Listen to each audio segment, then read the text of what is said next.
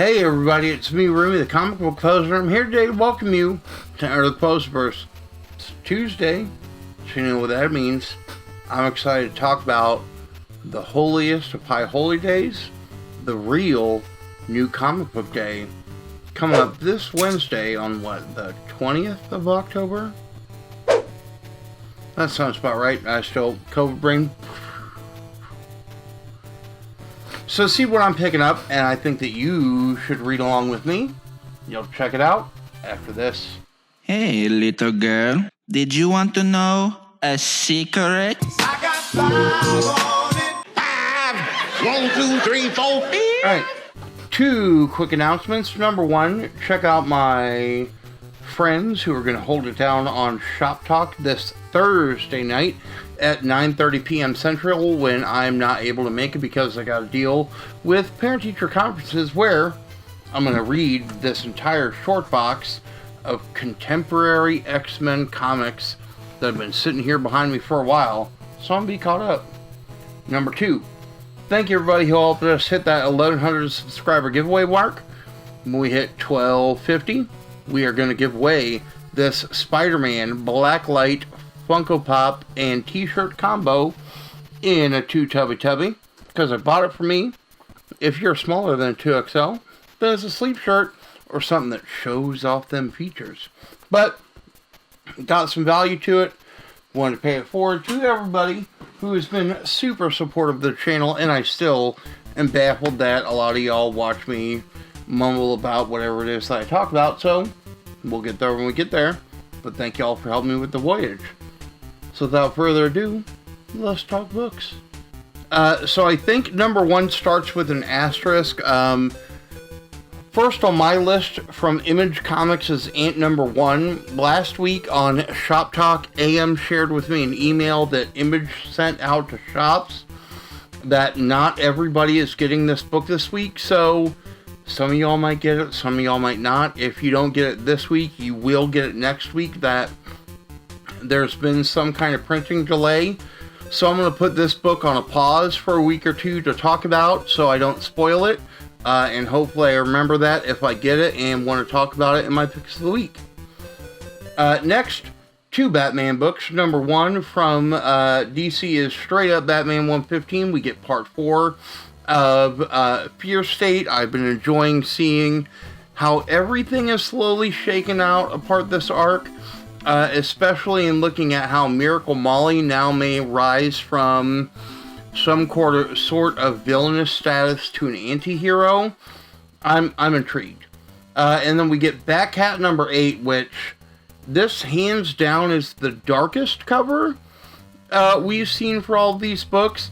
I'm finally current on this series, and holy crap, is it so good. So I'll give a tip of the cap to, I think it's Tom King, and the rest of the creative team on how good this book is.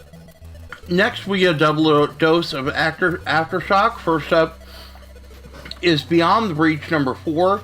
Again, I've enjoyed the sheer kind of absurdity and sheer violence of this title, in terms of looking at what exactly has caused the attack on our real-world realm and what has caused interdimensional rifts across the place. For this, this series has been a blessing in disguise. That, like I said, when issue number 2 was on this show, that I didn't have it pulled, and my LCS owner had this picked as his book of the week, and I was like, okay, I'll read it. Read it and was like, God damn it, I hate myself for not picking it. Loved it ever since. Read this book. Good sci-fi, good fantasy in terms of like magical elements and just sheer chaos. Super, super good. We also have Clans of Bellari number 4. I'm a book behind on this one. So we see in the description that there is a potential suicide mission. I don't know if there was something that fully happened in terms of the father-daughter relationship in book number 3, but this looks like some kind of caricature of her on issue number 4, so I don't want to look at this or talk about it any longer. I'm going to read that as soon as we're done.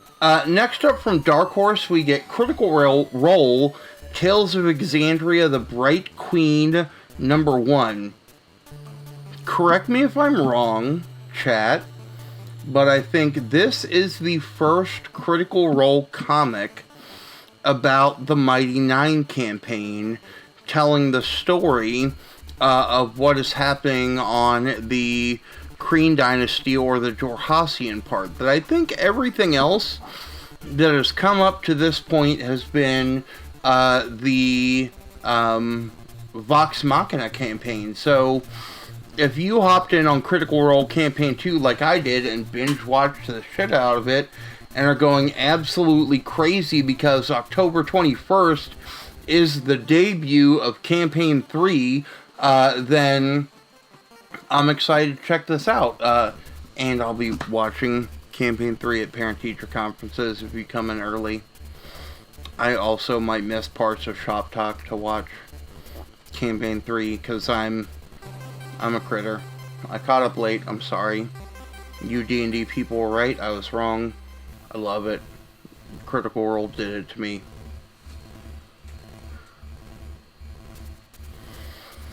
Alright, next up from Marvel is Daredevil Halloween Comic Book Extravaganza 2021 number 1. I don't know if this is in continuity or not. I also don't know if this is one of the Halloween comic books that maybe is supposed to come out closer to Halloween, but if all kinds of random shit and we get new random shit happening in Hell's Kitchen, then I'm in for it. We also get Death of Doctor Strange number 2. I really enjoyed this first book, where we got to see a lot of the calculated methodology of Doctor Strange kind of figure everything out that was going to lead to his demise. Or did it? Like, there's a sense of, like, this series feels like it might be a Quentin Tarantino or an M. Night Shyamalan movie, where either we saw the twist at the beginning and now we get the rewind to how it all played back out, or there's going to be some kind of twist at the end of the third act and we're all going to be like, ugh, really? But I like the first one. I'm picking up the second one, and I can't wait to see what happens. Next up, 2 indie books that I've been super high on from Boom Studios. We have Eat the Rich, number 3. Number 2 shot up way closer to my pick of the week list. From the week it came out, we know that the boyfriend's mother wants to meet with the girlfriend, the fiance. I can't remember the relationship. But there's going to be some kind of hookup. We know that there's a lot of crazy things going on in this neighborhood in terms of retirement, and I want more. That I think PS Box, Sarah Gailey, the entire team on this has hit an absolute home run in 2 issues that this may be towards the top of my list. And I thought I was going to say that about ASM. I might have forgot to put this week's book on my poll. But ASM will be up there too. The other one from AWA is Spike Girls number 4. We are 2 books away from the end of this series that these women are fighting their way out for the Queen of the Galaxy. We've seen all kinds of insanity play its way out. Book number 3 where somebody made it safely, somebody got in half and mostly physically made it there by way of the portal, and then somebody else flew in by like pterodactyl at the top. Hell yeah. This book has been everything that I wanted to be and more. Frank Cho and the rest of the team have hit a home run in a book that I did not have high expectations for from Go. We got a pair of DC books up next. We got Flash 775. Who sees what I expect from this one? I believe it's the beginning of the next arc that I enjoyed, 774, that was all about the Flash and his daughter kind of having a lovely father-son, or father-daughter kind of dance, superhero time, all wrapped up in one. Who knows? We also have Green Lantern number 7. I've been a little bit hit and miss on this one, only because I feel like, unlike Season 2 of Green Lantern, I feel like this title is leaning more into me needing to know more about Green Lantern. So, if I read this one and I'm still a little bit confused, then I know I'm going to lead into my buddy Todd from Comic Burrito and be like, teach me some Green Lantern shit, because that's his #1 book. I just haven't read a whole hell of a lot of it, and it doesn't have the redheaded dude, so I know I'm probably safe to learn more about it. Alright. Next up, from Image, Gunslinger Spawn #1. Only buying it for spec value, because this is the first ongoing series of Gunslinger Spawn. Alright, next is another Halloween comic book extravaganza book from Marvel. This one is Hawkeye. We get to see, I'm assuming this is Kate, take over the realms, or reigns of Hawkeye. So hell yeah, I want this, especially if it sets up the next Hawkeye series or sets us up for the Disney Plus version. Next up from Image is Made in Korea #5. I have loved this book. And 3, and especially 4, blew my mind. So if we see what happens in a world where the AI young woman finally hooks up with her programmer in a world where she blows up literally a school shooting, hell yeah, I want to see the next twist and turn for this book. Next, from Dark Horse, we get Masters of the Universe Revelation #4. I'm sad that this 4-issue series is coming to an end. I still haven't watched the Netflix series, but that's probably what I'll do during conferences as well if I don't have any parents and I'm not reading X-Men books.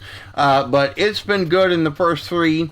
I hope I get hit by a 2-ton hammer in issue #4, and I get more Motu comics through Dark Horse. Next up from Boom Studios is Ma #2. I absolutely loved Ma #1. I was giddy inside when J1 and 98 White Pages talked about Ma #1 on our first episode of Shop Talk, and you can see the link to the video up here. But I want to see what happens. We all have different theories of what might happen in this book, but it is so good. Jude Ellison S. Doyle is crushing it in their foray into comics. I want more, especially if they are women bitten by a radioactive Tori Amos concert. It's my favorite line since I read in Ludocrats, Sound the Congress Alarm. So we got a couple more months to beat that line. I think that Ludocrats line was from last year, but this is my favorite of the year so far. Another AWA book this week, Not All Robots, #3. I really enjoyed #2 because we were seeing kind of dueling revolutions almost of humans versus robots and robots versus humans. It's been very interesting in terms of looking at the complexity of this story. I will tell you that this cover, which has been the teaser image in most AWA books since issue #2 came out, is absolutely stunning. So I can't wait to see what happens in this one. Next up from Behemoth, we have a double dose of the same story, but 2 different covers. This is Pop Star Assassin #1. A couple of things. #1, y'all know that I'm trying to read more Behemoth books. #2, in 77, The King is Dead. This sounds relatively Elvis-esque. #3, if there's a briefcase that shows up in a room, that sounds a little bit like several movies throughout the 90s that I fell in love with, where I want to know what is in the case. And I'm picking up both covers because the C cover is Baltimore Rivas, who is from not too far away from me. So hell yeah, I'll pick that one up. Next 2 books, we've got Possessive #3 from Zenoscope. I feel like I got Possessive #2 a week ago. Because of some, I think it's a League of Comic Geeks is off, but if I get #3, hell yeah, this series has been absolutely insane in terms of looking at a man who's trying to repair his life in a creepy as hell house. I really like looking at Possessive by this creative team and the Me You Love in the Dark, the new Scotty Young Image book, in kind of a vacuum and compare the 2 of them. If y'all haven't read this one and you like the Me You Love in the Dark, check this book out. It's dope as hell. Especially number 2 might have my favorite cover of the year with like the world's most awkward family photo or senior photo. Hell yeah. Picking up more Zenescope books. We got Tales of Terror Quarterly, the Halloween special. I like what's happening here. I don't know if I picked this up because it was Zenescope or because someone who I like in terms of art or writing is on contributions. Oh, Jay Sandlin's writing this one, and I blame him for making me buy a whole hell of a lot more of Zenescope books. Y'all should definitely follow Jay Sandlin. He and Cine Ale have a weekly podcast. Is one of my go-to things, especially on Fridays while I am driving or grading papers or ignoring students, where it's people within the industry talking to other people who are either in comics or other forms of entertainment to check out, and there's not a lot of high-fiving to his own work, so you should check it out. I will put a link in the description below, but Jay Sandlin, when I got to interview him about Over the Ropes and Hellfire Quinn, endeared me as being one of my favorite people. He might think I'm an asshole. I might not be one of his favorite people. 3 books left, all from Marvel. So the first one, or the last, number 3 from the bottom, I don't care what you call it. Thor 18. Hell yes, we get a Throg book. That's all I have to say about that one. We get United States of Captain America number 5. I've been loving all of these different regional Captain America stories of other positive people who don the uniform, the helm, and the shield to fight off the negative imagery of Captain America. And then lastly, Trial of Magneto number 3. Y'all know I'm behind on that shit. But my goal is to get caught up this week at the end of parent-teacher conferences. So what do you think? Anything that I'm not picking up this week that you think I should? Anything that I am picking up that you're like, eject? And if your answer to any of that is X-Men, I'm pot committed again. I got a full short box of X-Men right here that I'm behind on. But I'm going to get caught up in the next, 72 hours, when in a day and a half I got no parents who are going to want to come talk to me during conferences, so I get caught up on X-Men. But anything, I know you're letting me know in the chat over here or in the comments down below. And as always, y'all, thanks for stopping by. Have a good one.